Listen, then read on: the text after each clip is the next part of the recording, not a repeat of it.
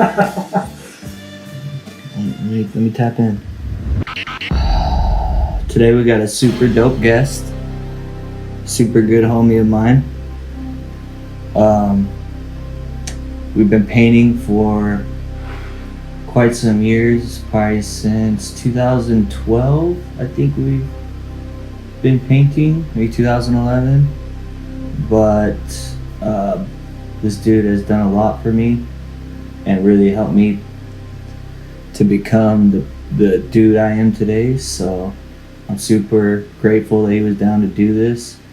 And we're gonna start kind of basic and go with, how did you come up with the name Noise? How did you pick the name Noise? When I first got into graffiti, I kind of just like messed around with a bunch of different names, and then Noise was one of them. And then I did a tag on a pole, and another homie that I went to school with came up to me and was like, "What's up, Noise?" And so I just stuck with it ever since then. Okay, and do you recall the first tag you ever did? No, I mean, as a little kid or anything? I think I always scribbled on shit and like was always attracted to the mischievousness of just like writing on shit. My parents always would get after me about shit like that, so I kind of naturally wanted to rebel and fuck around and do stupid shit. But I don't remember the first tag.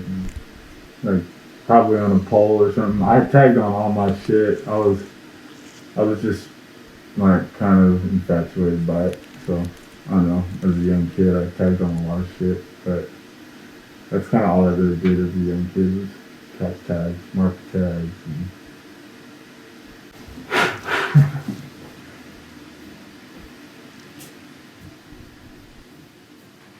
It's actually have the air filter. Keep all the bullshit out there. Good man. Okay, who are some of your favorite writers? I mean, since you came up and till this day. I guess like my homies. You know, they're probably, it's like my favorite stuff to look at is my friends. But outside of, you know, just like some of my favorite writers are like Israq and Flirt and Ryo, Sweat, Brains. Brains is probably one of my favorite writers, for sure. I don't know, just dudes that got natural style. Outside of my friends, I'd probably say like Toro. You know, I don't know, like people from NSF, people from like KYT,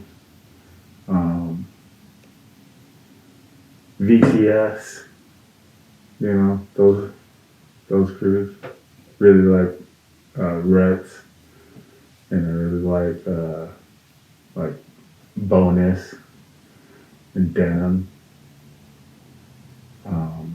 Yeah, stuff like that. That's kind of like what I'm into. And I know you paint a little bit of everything. You do, you know, chill spots, city spots. What's like your favorite trains to paint? Boxcars are pretty standard. It's kind of a challenge every time, I guess. Auto racks are fun, hoppers are fun, gondolas are fun. I like it all. I guess when it comes to like what I like painting, I kind of prioritize trains first because that's just kind of what I'm into, and I like a lot of like the culture surrounded by trains, and you know, that's kind of what I'm interested in. They travel all around, they go everywhere, so your stuff kind of gets a wider audience. Then like my second favorite thing to paint would probably be like really cutty virgin walls that have, you know, some character, abandoned places or places out in nature. that have a lot of character and that are fun to paint, and yeah, I like that kind of stuff. Probably the second best. And then getting out and into the streets is always fun. But just as I get older, I kind of like, it doesn't really appeal to me as much. I get more fulfillment out of painting a train nowadays, you know, so that's kind of what I like to do. Lay down some train rules and regulations. Oh man, yeah. Fucking don't paint loaded auto racks. That's the number one thing. You fucking toys know who you are. It's crazy because you go to like other cities like Oakland or LA and fools just paint them shits loaded like it's nothing, and it's so heartbreaking, but kind of like ruins it for everyone else, and it makes the railroad have more attention on graffiti and where graffiti is being painted. So definitely don't. That's like a big no-no.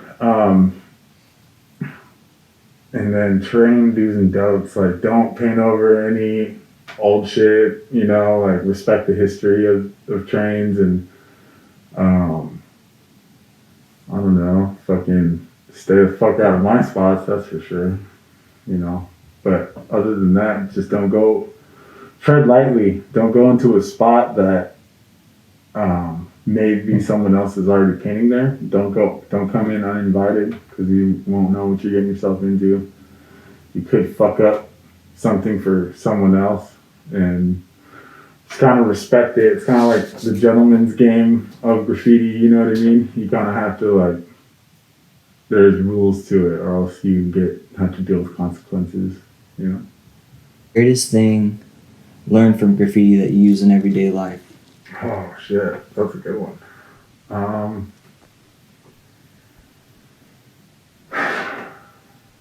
Shit, that one I would probably have to think about. I don't know.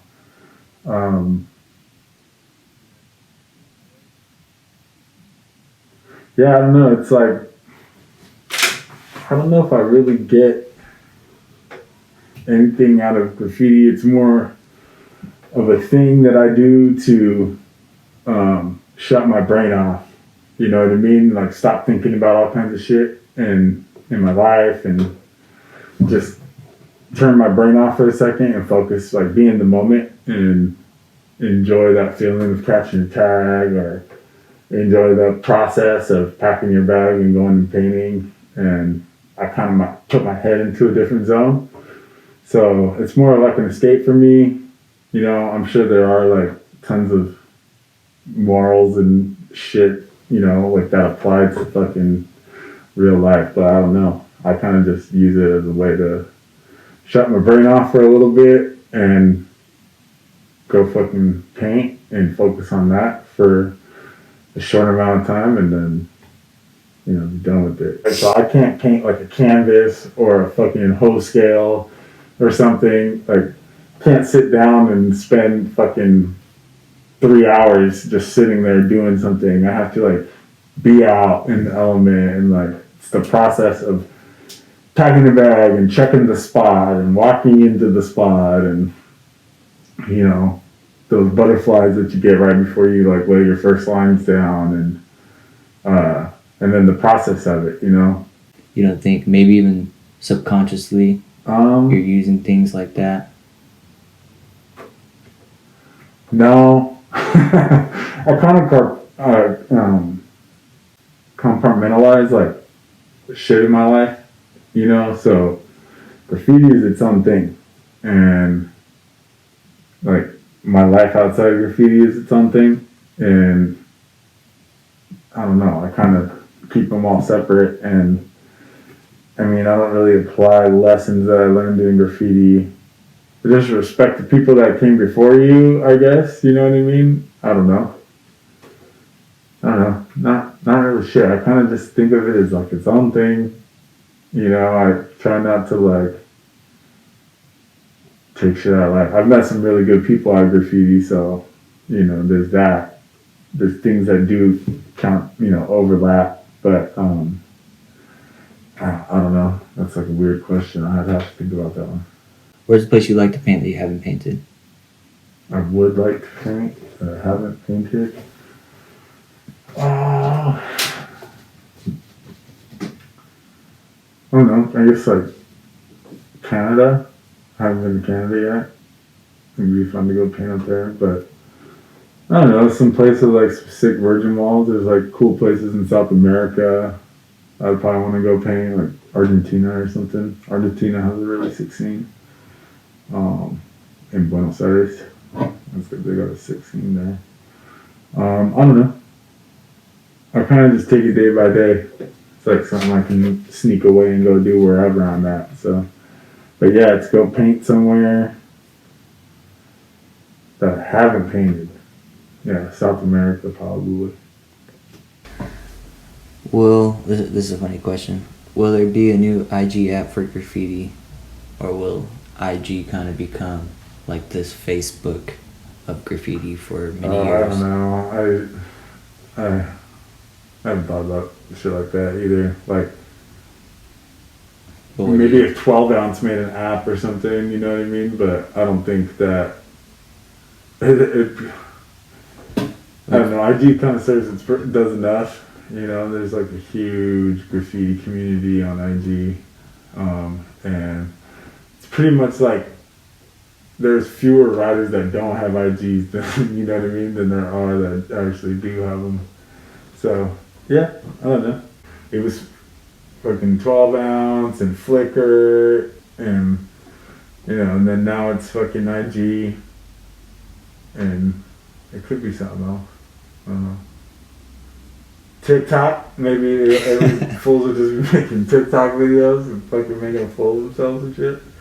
What will it be like to paint graffiti in 2040?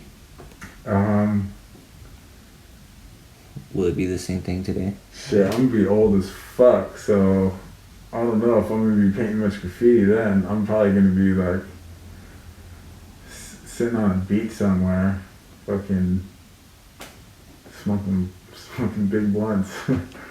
You know what I mean? I don't know. Do you think maybe it'll still be around? Of course it'll be around.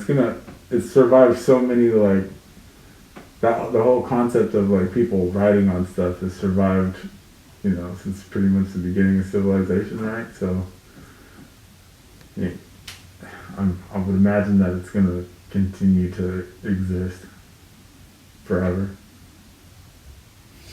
for kids that are just getting into graffiti in 2020, they just started painting, what advice would you give them?